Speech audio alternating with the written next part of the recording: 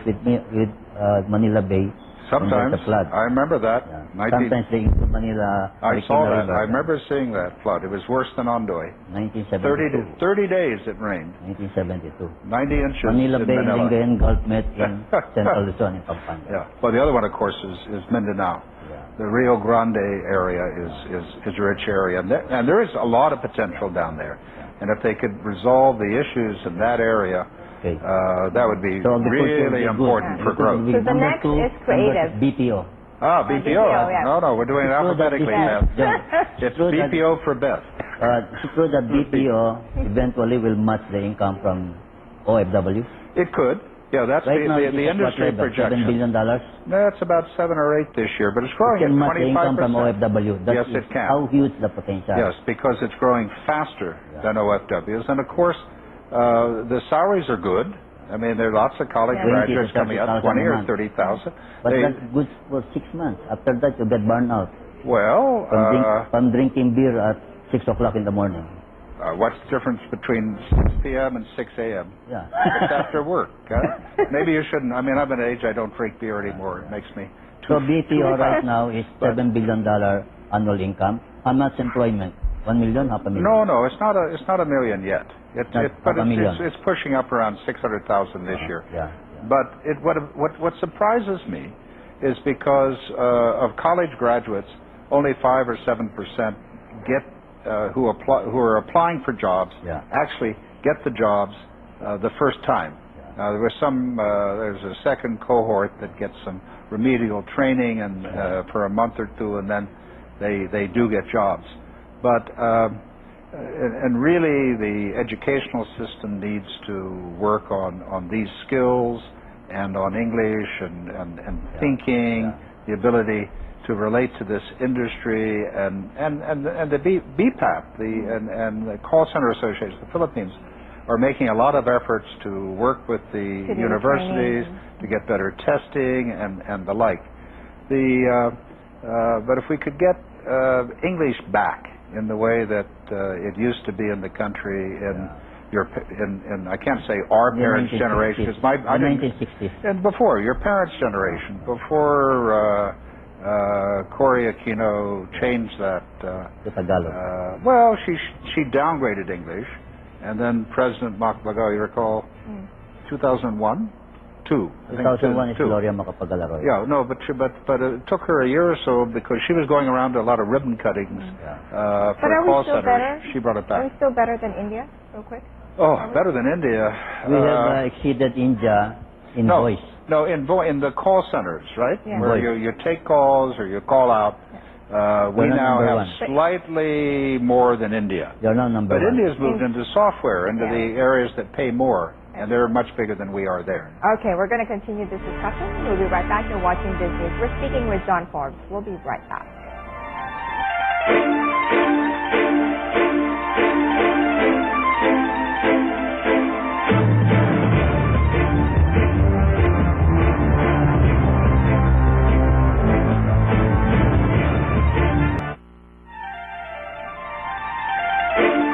Okay, John, we are done with agriculture, BPO. Let us see, creative. Yeah. What exactly is it? There's 5 more to go, Tony. Well, creative is a conglomeration, a basket of industries. Animation. Oh, it's animation, it's theater, it's dance, it's music, it's film, it's TV shows, it's design. It's a whole range of things, and the UN actually measures this. In 2005, the Philippines, very small, even though we know Filipino entertainers are on every cruise ship. I first ran into my first Filipino band in downtown Saigon in 1968, and they're still there. If you go back over to Ho Chi Minh City, they're still over at the Rex Hotel. So it hasn't changed. You still have that talent. Now, how can Korea do a soap opera that makes billions of dollars and is translated? That can be done here. Right? So the potential is there. Now, it's a very unstructured industry, and we have some recommendations about a industry council. There's a piece of legislation in the Congress that is also being supported. What is needed to push creative? Well, I think more of the industry leadership coming together to work together. I wouldn't advocate anything as formal as like the tourism bill, where they had this tourism congress, etc. There are also one thing that should be relaxed are some of the restrictions on foreigners practicing here, because if you get foreign people working in this industry, they interchange with Filipinos. What is the restriction right now?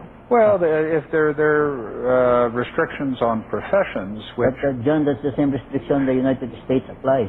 You so perform what? these states, the So what? Revenue Service goes after you. Yeah, but I don't worry And about what use happens the to another local guy. You worry too much about reciprocity. Yeah. I mean, what matters is growing in this economy, transfer of technology, creation of jobs, and the like.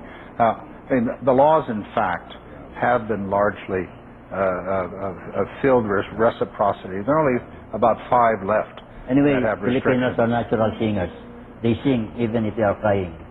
Well, they sing and they laugh. Yeah. They're And very good entertainers. They're the They happiest. make fun of themselves and of their government. Well, I always isn't that a sign of embarrassment, smiling? It just as it is of joy, the same sort of reaction. Well, they laugh, but it has great potential, and it is growing, and it needs to be encouraged. Okay, so Okay, then, infrastructure. Huge area. We have almost 100 pages out of the 470 in the book of many. So we divide infrastructure into airports and seaports, power and water, telecommunications, and roads and rails. How much So which one do you want? How much investments does infra need a year? Good question. The rule of thumb is 5% of GDP. 5% of 9 trillion. Well, GDP, if you put it in peso terms, 9 trillion. that's 45 billion. Yeah. Am I right? Or 450 billion? $1 billion. 450.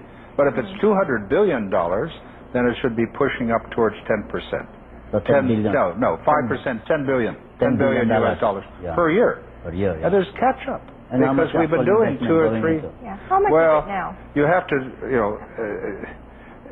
I don't have the full calculation, but here's how I define Do it. you look at government? The MOOE of government is only 2% of the budget. But the government isn't going to do That's even all of the said, infrastructure. infra. Some countries have government telephone companies.